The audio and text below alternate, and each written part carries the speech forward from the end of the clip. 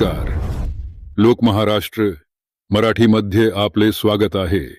आपण पाहत आहात लोक महाराष्ट्र मराठी. पोलीस पाटीलांच्या प्रलंबित मानधनासाठी 2 सप्टेंबरला शासन निर्णय निर्गमित करू फडणवीस. पहा लोक महाराष्ट्र मराठीवर.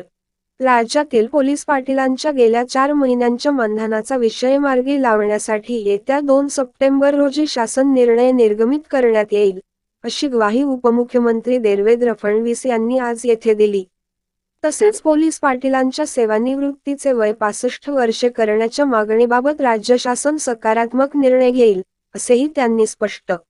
येथील हनुमान नगर भागातील डॉक्टर ईश्वर देशमुख क्रीडा महाविद्यालयाच्या मैदानावर आयोजित महाराष्ट्र राज्य गावकामगार पोलीस पाटील संघाच्या 8व्या राज्यस्तरीय अधिवेशनाचे प्रमुख अतिथी म्हणून उपमुख्यमंत्री श्री फडणवीस बोलत होते. आमदार सर्वश्री चंद्रशेखर बावनकुळे, प्रवीण दटके, परिणय फुके, नागपूर परिक्षेत्राचे विशेष पोलीस महानिरीक्षक दिलीप पाटील भुजबळ, महाराष्ट्र राज्य गावकामगार पोलीस पाटील संघांचे अध्यक्ष बाळासाहेब शिंदे पाटील, कार्याध्यक्ष परशुराम पाटील आदी यावेळी उपस्थित होते.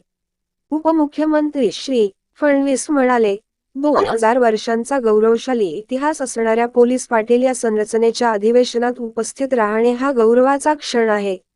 पोलीस पाटील हे गावाचे गृहमंत्री असतात. कायदा सुव्यवस्थेसह या संरचनेत आता महिला सुरक्षा हा महत्त्वाचे कर्तव्य आहे. त्यासाठी पोलीस पाटीलांनी अधिकाराबरोबरच कर्तव्याच्या जाणीवेतून कार्य करण्याचे आवाहन केले. राज्य शासनाने या पदाला मान व मानधन मिळावा म्हणून वाढीव 15,000 रुपये मानधन दिले. याबद्दल कृतज्ञ भाव म्हणून आजचा हा अभिनंदन सोहळाही आयोजित केला. याचे अप्रूप वाटत असल्याच्या भावना श्री फडणवीस यांनी व्यक्त केल्या. पोलीस पाटीलांच्या गेल्या 4 महिन्यांचे थकीत मानधन लक्षात घेता या कार्यक्रमातच श्री फडणवीस यांनी गृह विभागाच्या अपर सचिवांना दूरध्वनीवरून सूचना केल्या आणि येत्या 2 सप्टेंबरला शासन निर्णय निर्गमित करण्यात येईल असेही सांगितले. पोलीस पाटलांच्या सेवानिवृत्तीचे वय 60 वरून 65 व्हावे ही मागणी योग्य असल्याचे सांगून याबाबत मुख्यमंत्री व संबंधितांशी चर्चा करून सकारात्मक निर्णय घेण्यात येणार असल्याचे ते म्हणाले.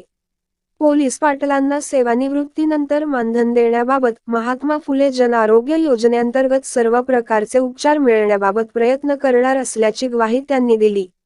पोलीस पाटलांचा पोलीस विभाग व महसुली अधिकाऱ्यांकडून अपमान होणार नाही, त्यांना सन्मान मिळेल अशी कार्यप्रणाली तयार करण्यात येईल असेही त्यांनी सांगितले.